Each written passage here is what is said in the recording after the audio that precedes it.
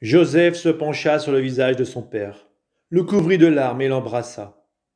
Puis il ordonna aux médecins qui étaient à son service d'embaumer son père, et ceux-ci embaumèrent Israël. Cela dura 40 jours, le temps qu'il faut pour l'embaumement. Ensuite, les Égyptiens le pleurèrent 70 jours.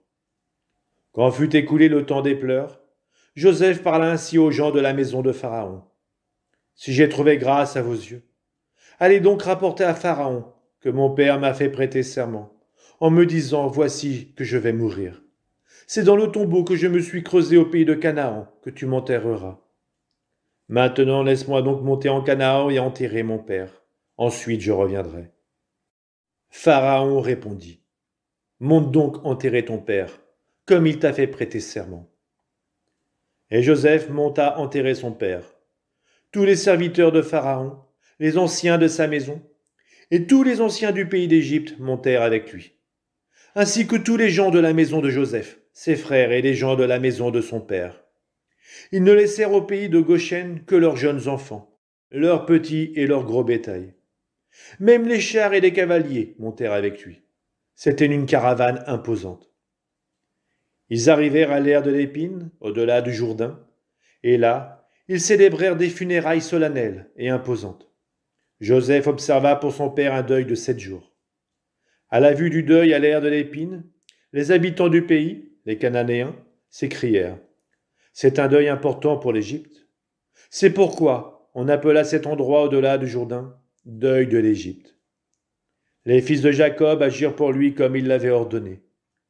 Ils le transportèrent au pays de Canaan et l'enterrèrent dans la caverne du champ de Macpéla, en face de Mambré. Ce champ qu'Abraham avait acheté à Éphron le Hittite comme propriété funéraire. Après avoir enterré son père, Joseph retourna en Égypte avec ses frères et tous ceux qui étaient montés avec lui pour enterrer son père. Voyant que leur père était mort, les frères de Joseph se dirent « Si jamais Joseph nous prenait en haine, s'il allait nous rendre tout le mal que nous lui avons fait. » Ils firent dire à Joseph « Avant de mourir, ton père a exprimé cette volonté. Vous demanderez ceci à Joseph. De grâce, pardonne à tes frères leurs crimes et leurs péchés. Oui, ils t'ont fait du mal. Mais toi maintenant, pardonne donc le crime des serviteurs du Dieu de ton père. » En entendant ce message, Joseph pleura. Puis ses frères vinrent eux-mêmes se jeter à ses pieds et lui dirent « Voici que nous sommes tes esclaves. » Mais Joseph leur répondit « Soyez sans crainte. Vais-je prendre la place de Dieu? Vous aviez voulu me faire du mal. Dieu a voulu le changer en bien, afin d'accomplir ce qui se réalise aujourd'hui, préserver la vie d'un peuple nombreux.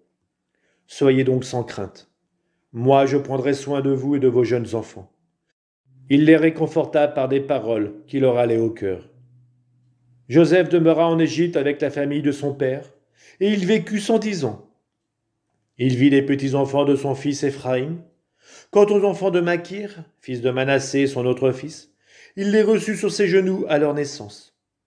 Joseph dit à ses frères, « Je vais mourir. Dieu vous visitera et vous fera remonter de ce pays, dans le pays qu'il a fait serment de donner à Abraham, Isaac et Jacob. » Joseph fit prêter serment aux fils d'Israël en disant, « Quand Dieu vous visitera, vous ferez monter d'ici mes ossements. » Joseph mourut à 110 ans. On l'embauma et on le mit dans un cercueil en Égypte.